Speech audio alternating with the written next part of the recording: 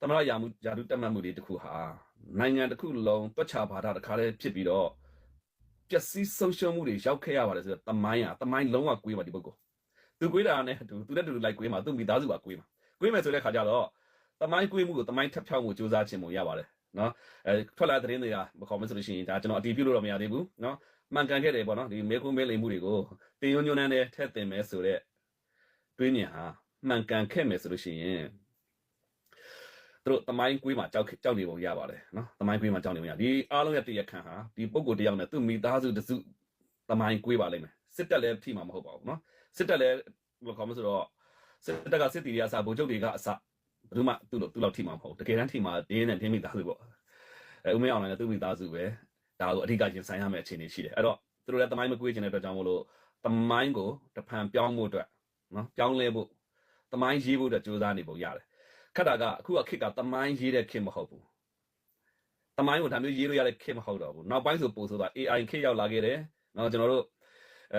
သိပ္ပံခေတ်ကိုကြော်ပြီးတော့အခု AI ခေတ်ကိုရောက်လာပြီသိပ္ပံခေတ်ကကြော်သွားပြီ scientific research ဆိုတာသူတည်တနာမေးခွန်းတွေပေါ့သူတည်တနာမေးခွန်းတွေမေးတဲ့ခေတ်ကိုကြော်ပြီးတော့ AI ခေတ်ကိုရောက်သွားတာအဲ့ဒီအတွက်ကြောင့်မို့လို့ဦးမင်းအောင်အကယ်၍ဒီဂျန်စီကိုမဂျန်စီကောင်းမဂျန်စီအပန်ဂျန်စီနေဟဲဆိုလို့ရှိရင်တော့သူ့ရဲ့အတွေးအခေါ်ဟာ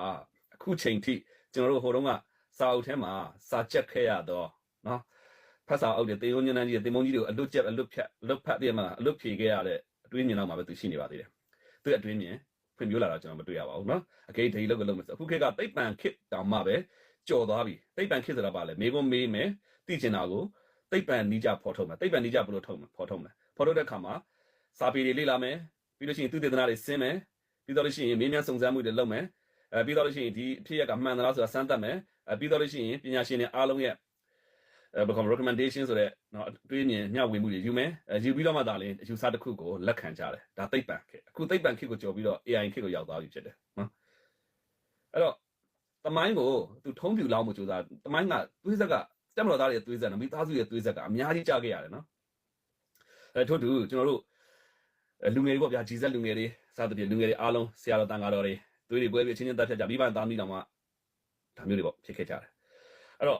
ဒီသွေးဆက်တွေအားလုံးကိုထုံးပြူဖုံးလို့ရတဲ့ခင်မဟုတ်တော့ပါဘူးနော်ခင်မဟုတ်တဲ့အတွက်ကြောင့်မို့လို့ဒီပေါ့ဒီမဲခုမဲလိမ်မှုဟာဖြစ်ခဲ့ပါတယ်ဆိုပြီးတော့တမိုင်းစာအုပ်ထဲမှာထည့်ရေးမယ်ဟေ့ဆိုလို့ရှိရင်တော့ဘလို့နည်းလည်းပဲဦးမင်းအောင်လိုင်းကသူ့ရဲ့တမိုင်းကိုဖြူဖို့အတွက်ထုံးပြူပုံကြီးထမ်းလာပြီးတော့ဖုံးနေသည့်တိုင်အောင်တော့မှပဲတိထားမှာကခင်မတူတော့ဘူး AI ခစ်ကိုရောက်နေပါပြီနော်ရှင်ညံတော်ကြီးစူးရောက်တာပါညံကြီးရှင်မင်္ဂလာပါကိုမမောင်းနဲ့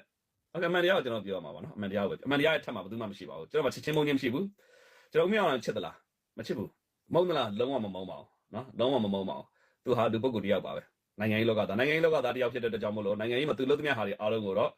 ကောင်းရင်ကောင်းတယ်စိုးရင်စိုးတယ်တုံးရင်တုံးတယ်ပုံရင်ပုံတယ်ပေါ့ဗျာနော်ကျွန်တော်ဝေဖန်ရမှာတော့ကျွန်တော်တို့အမှန်တရားထက်မှာဘယ်သူမှမရှိဘူးကျွန်တော်ရဲ့အတွေ့အမြင်တိုင်းကိုကျွန်တော်တို့ကပြောရမှာဖြစ်တယ်ပေါ့ဗျာနော်အဲ့တော့တင်ယုံညွန်းထဲမှာထည့်ပြီးတော့ရေးဖို့ကြိုးစားနေသလားကြိုးစားနေဆိုလို့ရှိရင်တော့အတွေ့အမြင်ကကျွန်တော်တို့ဟိုတုန်းကကျွန်တော်တို့ဖတ်စာဖတ်ပြီးတော့ရှင်သန်ခဲ့ရတော့အဆင့်မှာပဲသူ့ရဲ့အသိဉာဏ်ရှိနေပါသေးတယ်မရပါဘူးနော်သိပ္ပံကိတုသင်္နာခေတ်ကိုရောက်လာပါပြီနော်ကမ္ဘာလုံးဆိုင်ရာဖြန့်ကျက်မှုတွေခေတ်ကိုရောက်လာပါပြီနော်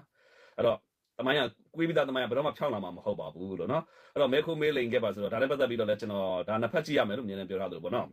်မဲခိုးမဲလိန်နေဆိုတာကိုဘယ်သူကဖော်ထုတ်တာလဲဖော်ထုတ်တဲ့သူကဘယ်လောက်ယုံကြည်ရတယ်လဲဟုတ်လားဒီမဲတွေခိုးပါလေဆိုတာရောနိုင်ငံတကာထားပါတော့ဗျာနော်ဒီမဲတွေကိုခိုးခဲ့ပါဒေါအောင်ဆန်းစုကြည်အစိုးရပေါ့နော်အဲဒါဒေါအောင်ဆန်းစုကြည်အစိုးရခန့်တဲ့ UEC ကမဲခိုးခဲ့ပါလေဆိုလို့ရှိရင်ဘာကြောင့်မို့လို့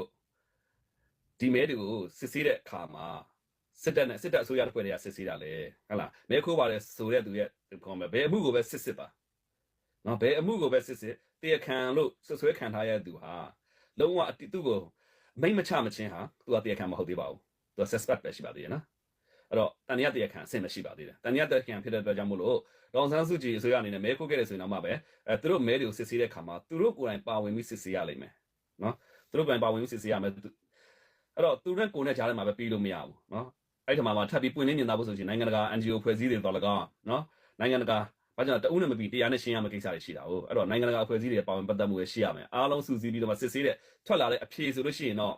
့ဒီမဲခိုးမဲလိမ်မှုဆိုတာကိုဒါအတည်ပြုလို့ရပါမယ်အခုတစုတစ်ဖွဲ့ကနေပြီးတော့မဲခိုးပါတယ်စစ်ဆွဲပြီးတော့စစ်ဆေးပြီးတော့မဲခိုးတယ်17တန်းခိုးပါတယ်ဆိုလုပ်တယ်အဲ့ဒါကို ဖတ်စာတွေထည့်ပြီးကလေးတွေနားတယ်ကိုအစိတ်ခတ်အောင်မယ်ကလေးတွေနားတယ်မှာကျွန်တော်ငငယ်ကဘယ်လိုခေါ်မလဲနားပိတ်ပြီးတော့မြင်းများနွားများလို့ပြောသိတယ်မလားမျက်လုံးပိတ်နားပိတ်ခံရတဲ့ပုံစံမျိုးကလေးတွေကိုလှုပ်လို့ရမယ်များထင်နေသလားနော်အဲ့ဒီတော့ကြောင့်မို့လို့မကြံစီသင့်မကြံစီအပ်တာတွေကိုမကြံပါနဲ့